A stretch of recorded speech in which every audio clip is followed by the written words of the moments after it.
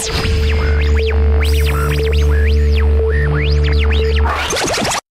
hi, I'm Trevor Day from Upper Canada Marine, and today we're just going to show you how to remove and replace the propeller on your boat. So the first I'll go through the tools that we need. To release the lock washer, you'll need a hook or possibly a screwdriver to pry the tabs up. And then to remove the large nut that holds the propeller on, you need a 1 1/16 inch socket with the ratchet. Or also Mercury sells this plastic floating prop wrench, which has the correct size hex on it, as well as a little hook for undoing the lock washer. We'll start by first releasing the tabs on the lock washer, and there'll be typically 3 that are engaged in the little tabs. Next we remove the prop nut. It's a 1 1/16 inch nut, typically a nylock, so it has to be wound off all the way with the wrench.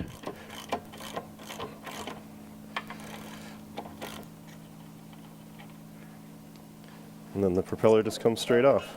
There's usually some mounting hardware. There's the tab washer with this style of hub, the splined unit there, and then this bushing, and then last is the thrust washer. So once you have the propeller off, you'll want to clean the splines and check for any fishing line.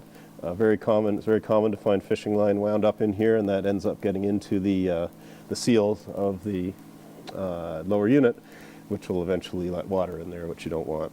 The first thing to do once it's all cleaned up is put some coupler and spline grease or some other kind of waterproof grease on the splines.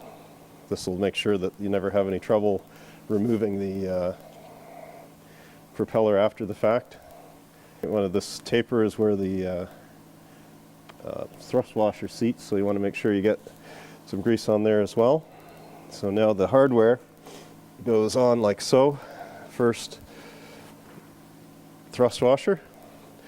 It has a tapered seat which matches up with the taper on the propeller. Next thing, with the propeller, you'll want to install the plastic hub, and then put the splined hub in place in it as well. Put that whole affair onto the propeller shaft, lining up the splines. Tab washer, and then the nut. Now, something to be careful of with the nut here is that it has the shape of the hex in the lock washer, which will have to line up with the nut carefully. So the best way to do that is pull out the propeller while you're torquing the nut down. So the torque spec for this is around 55 foot-pounds, which is kind of medium tight, about half as tight as you would do up a wheel nut. And you want to get that, and then you want to line up the tabs so that you can lock them in place. So once you've got the nut torqued, then you crank it down to till the point where you have 3 of these tabs lined up with the slots. You bend them over.